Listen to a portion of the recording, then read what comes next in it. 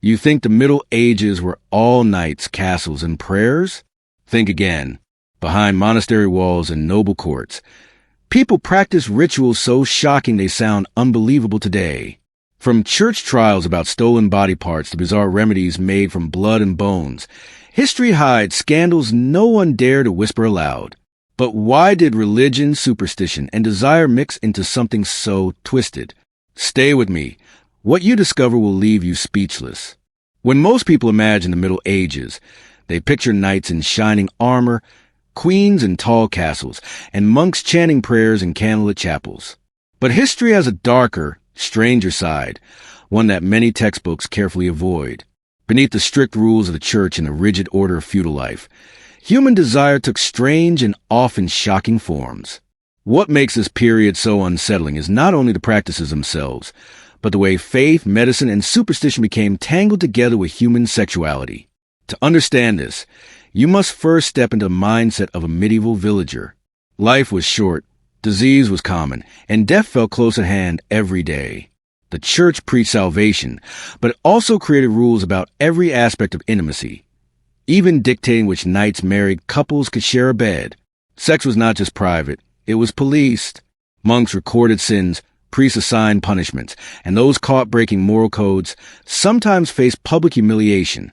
But when something is forbidden, it often becomes more powerful, more mysterious, and more dangerous. And so, people sought secret ways to express what they could not openly admit. One shocking example came from medical beliefs. At the time, doctors claimed that both men and women needed balance in their bodily fluids. For women especially, it was believed that sexual release was essential for good health. If a woman went too long without intimacy, she might suffer what was called hysteria, a mysterious illness that made her anxious, restless, or even faint. The treatments were unsettling.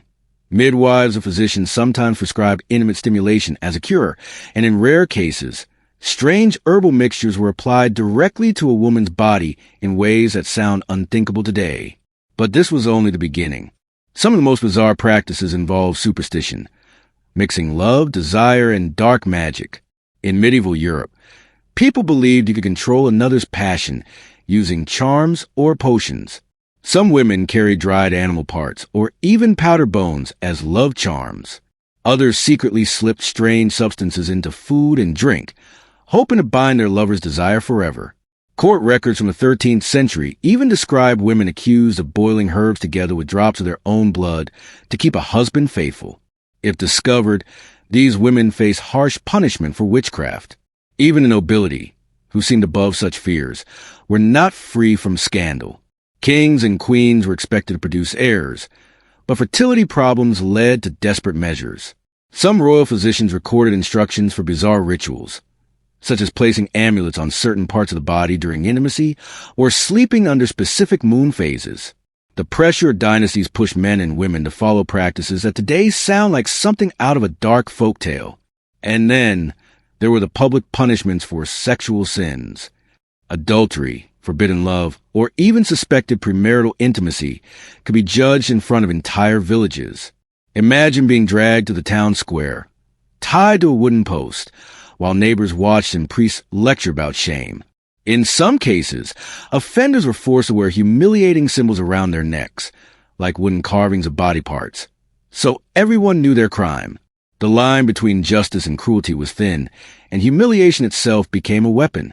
One of the most disturbing aspects was how religion itself became deeply entwined with sexual fear. Some monks wrote long text warning that women's bodies were dangerous temptations, created by the devil to test men.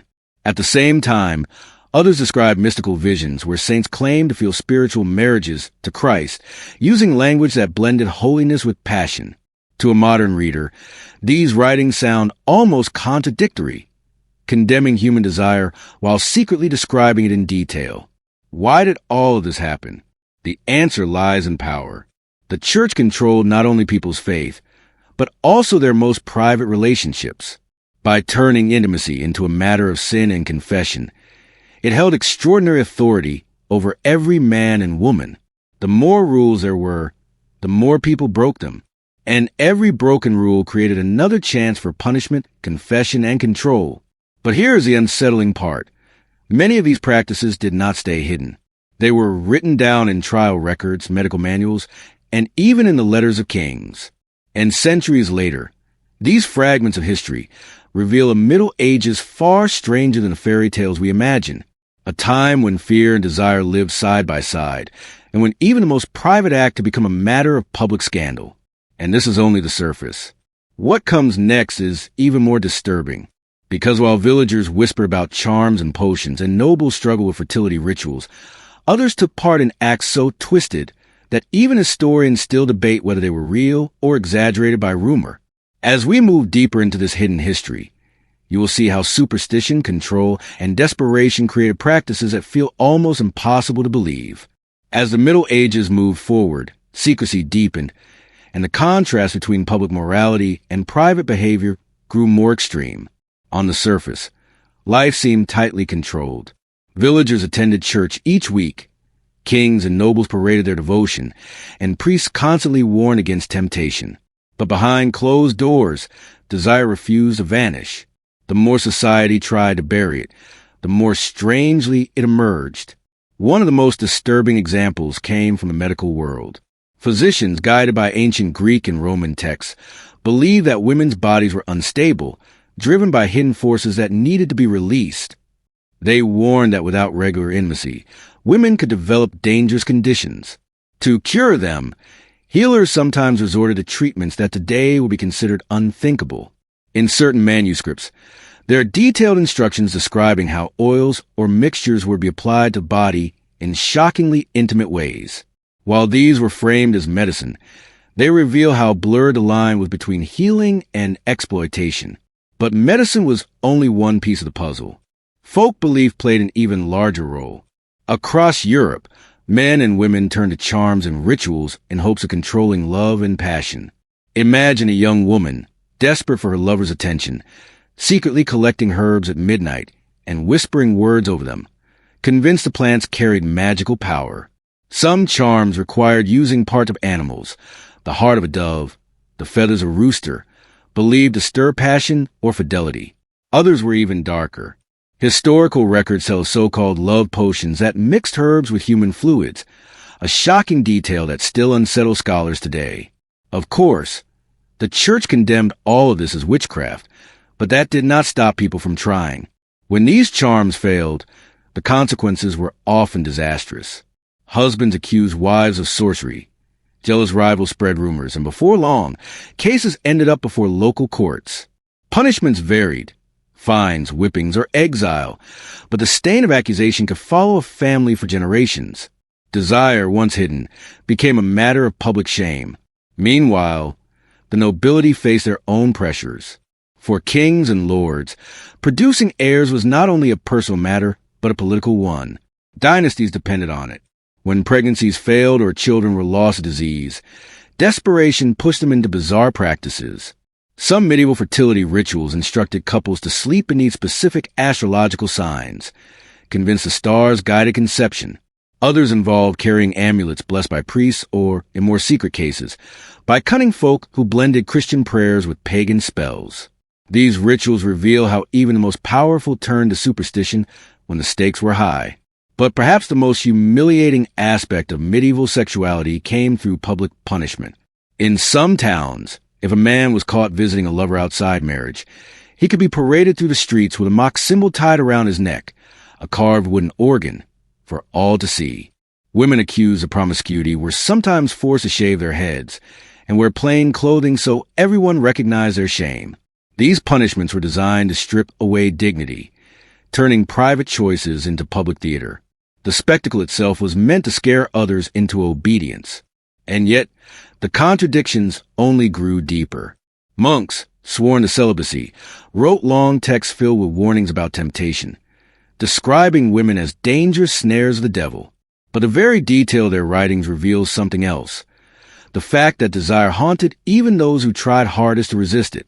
Some monasteries faced scandals when forbidden relationships were discovered, shaking communities that prided themselves on purity. The more the church condemned desire, the more vividly it seemed to appear in its own halls. At the same time, visions of spirituality sometimes took on language that blurred the line between divine and physical love. Female mystics wrote of experiencing ecstatic union with Christ, describing sensations that read to modern eyes almost like passion. The Church accepted these visions as holy, yet their imagery carried undertones that cannot be ignored. For medieval people, the boundary between the sacred and the sensual was far less clear than we imagine today. So here was a contradiction at the heart of medieval life. Intimacy was controlled, punished, and shamed, yet it never disappeared. Instead, it took forms that ranged from secret rituals to humiliating public punishments, from medical cures to mystical visions. The story of medieval sexuality is not just about strange practices. It is about a society locked in battle with its own human nature. And still, we have not reached the darkest chapters, because scattered through the records are stories so shocking, so bizarre, that historians themselves argue over whether they reflect truth, rumor, or deliberate exaggeration. From courts that accuse women of seducing priests, to men who sought power through grotesque rituals, the Middle Ages left behind accounts that stretch belief. What follows next is where the story turns even stranger, and where the line between faith, superstition, and raw desire becomes nearly impossible to untangle. If you thought potions, punishments, and rituals were strange, the next layer of medieval sexuality plunges us into a bizarre world of belief where superstition, desperation, and fear twisted into practices almost unimaginable today. These were not just whisper rumors. They were recorded in court trials, medical texts, and even religious documents. What makes them so unsettling is not only the practices themselves, but the fact that entire communities believed in them. Take, for example, the infamous belief that witches could steal men's virility. In a society where manhood was tied to power, land, and reputation, losing that ability was terrifying. But instead of seeing the problem as medical or psychological, the blame fell on women labeled as witches. One notorious manual from the 15th century, the Malleus Maleficarum, went into detail about how witches supposedly curse men, even describing cases where a man's organ was said to vanish entirely. Some trials claimed that witches kept collections of stolen organs in boxes or nests, feeding them as if they were animals. To modern readers, this sounds like nightmare folklore, but for medieval villagers, it explains something they could not understand: impotence, infertility, or simple failure in the bedroom. The tragedy is that real women paid the price, tortured and executed for crimes that were nothing more than the fears of men. Equally disturbing were the so-called aphrodisiacs of the age. Forget roses, wine, and sweet words. Medieval recipes went far darker. Some call for dried animal parts, ground into powder and stirred into drinks. But others cross into territories so grotesque it can hardly be believed. Records speak of potions mixed with human blood, bone, or fat, stolen from the bodies of executed criminals. The logic, if it can be called that, was simple. By consuming the life force of the dead, passion could be reignited in the living. Wealthier nobles even imported powdered mummy from Egypt, ground remains of actual embalmed corpses, believing it was a miracle cure for everything from illness to waning desire. This was not some hidden, fringe practice. Royal courts, physicians, and even clergy endorsed it. The same leaders who preached purity from the pulpit were, behind closed doors, dosing themselves with the dead. And then there were the love spells. Many were simple, involving herbs and whispered prayers, but others were macabre. Some charms instructed women to secretly bake food laced with bodily fluids, menstrual blood, hair, or seed, and serve it to the person they longed for. The belief was that by consuming part of someone, their soul would bind to yours. Of course, in practice, this was more curse than blessing, and if such a recipe were discovered, the consequences were brutal. Accusations of witchcraft followed quickly, and punishment was never merciful. But not all strangeness lay with peasants and villagers. The greatest hypocrisy of all can be found among those who claim to lead, popes, bishops, and kings, while condemning ordinary people for even a hint of passion, with themselves building secret chambers of indulgence. During the Avignon papacy, when the church relocated to France in the 14th century, records describe palaces filled not with prayer, but with excess. Contemporary writers accuse popes of keeping mistresses, fathering children, and hosting gatherings where priests mingle with courtesans under candlelight. The wealth of these indulgences came directly from the faithful, peasants who gave their last coin hoping to shorten a loved one's time in purgatory, never knowing their sacrifice was funding velvet beds and feasts of pleasure. Even royalty mirrored this double life. Kings who publicly demanded chastity from their subjects secretly constructed tunnels, hidden passages, and private chambers to pursue their desires. Edward II of England was whispered to have built secret routes to meet his lover in the dead of night. In Bohemia, King Wenceslas IV was infamous for hosting banquets where dozens of women were brought in, and his own behavior was staged as entertainment. The same hands that signed laws condemning ordinary people to punishment were, in their palaces, breaking those laws in the most spectacular fashion. And it was not only men. Some noble women, trapped in marriages arranged for power rather than love, sought their own paths to desire. Chronicles tell of secret gardens, masked balls, and private retreats where women of the court could briefly escape the rigid rules that bound them. Though far fewer records survive of women's voices, enough hints remain to reveal their defiance. These small acts of rebellion remind us that beneath the layers of fear and control, human longing refused to be silenced. What emerges from all these stories is a society locked in contradiction. Publicly, sex was framed as dangerous, sinful, and controlled by law. Privately, it was pursued through rituals, potions, indulgence, and secrecy. The obsession was not with pleasure alone, but with power. Power to control bodies, reputations, and even souls. The bizarre practices of the Middle Ages reveal less about desire itself and more about the fear surrounding it. To control intimacy was to control life itself. Yet the strangest chapters still remain. For beyond potions, punishments, and hypocrisy, there were practices so extreme that they reshaped entire communities, blurring the lines between faith and scandal. And it is in these darker corners, where nuns ran secret brothels, where courts staged humiliating trials, and where entire towns whisper forbidden chambers, that the true, unsettling portrait of the medieval world comes to light. By now it should be clear. The Middle Ages were not the era of pious monks, chaste maidens, and knights defending virtue that many imagine. Instead, they were defined by contradictions, rules shouted from pulpits, punishment handed down in courts, and yet behind closed doors, a relentless hunger for indulgence. The very institutions that condemned lust were the same ones profiting from it. And perhaps nowhere is this hypocrisy more glaring than in the Catholic Church itself during the Avignon papacy. When the popes relocated from Rome to southern France in the 14th century, they surrounded themselves with luxury. Palaces rose not as houses of worship, but as playgrounds. Reports from the time describe halls filled with music, dancers, and feasts where clerics mingled with mistresses. Some even fathered children while demanding celibacy from ordinary priests. The most shocking accounts describe underground chambers, labyrinths where indulgence reigned. And the money that funded these excesses? It came directly from indulgences, payments made by the poor, who believed their coins could shorten the suffering of souls in purgatory. Imagine a grandmother giving her last coin to save her husband's soul, only for that money to buy a velvet bed for a pope's mistress. That was a reality. But the church was not alone in its double life.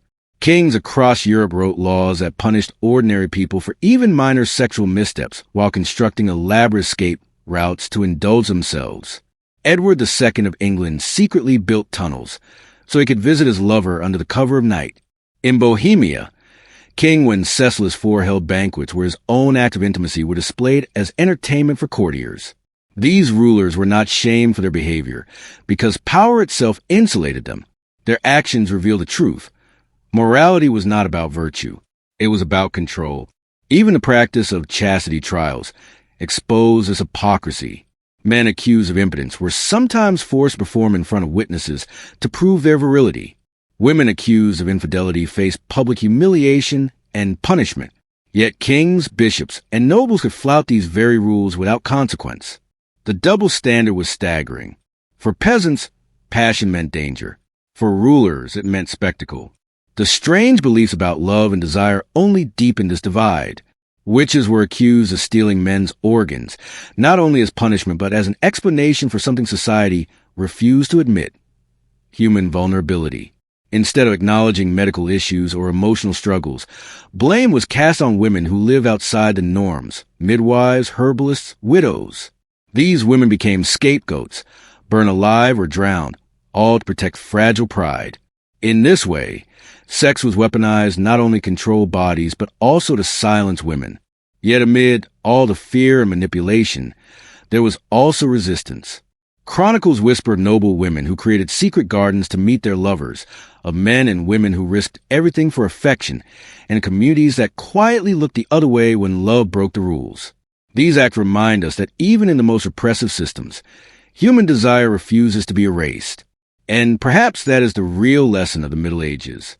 They were not repressed because people ignored passion. They were repressed because people were obsessed with it, terrified of it, and determined to control it at any cost. Pleasure was not simply a private matter. It was tangled with politics, religion, and power. To break the rules could mean death, but to enforce them meant profiting from the very desires leaders claimed to condemn. Looking back, it is easy to laugh at the absurdities. Jars of stolen organs, love spells baked into cursed pies, powdered mummies sold as medicine, and priests funding lavish orgies with tithe money. Yet beneath the bizarre details lies a sobering truth. The struggle over sexuality was never just about morality. It was about who held authority over the human body and the human heart. So, when we picture the Middle Ages, we should not imagine a world of purity, but one of contradiction. A world where peasants gave their last coin to the church, while their leaders built palaces of pleasure. A world where women were condemned as witches because men feared their own weakness. A world where kings preached morality by day and pursued indulgence by night. And perhaps the most unsettling thought of all, centuries from now, people may look back on our own time with the same disbelief. They may see our contradictions, our hypocrisies, our obsessions, and wonder how we ever thought of ourselves as enlightened. The Middle Ages remind us that history is not only about battles and crowns. It is also about the hidden truths of ordinary life, the fears, the desires, and the double standards that shaped entire societies. And when it comes to the strangest, most shocking, and most hypocritical practices, few periods rival the so-called Age of Faith.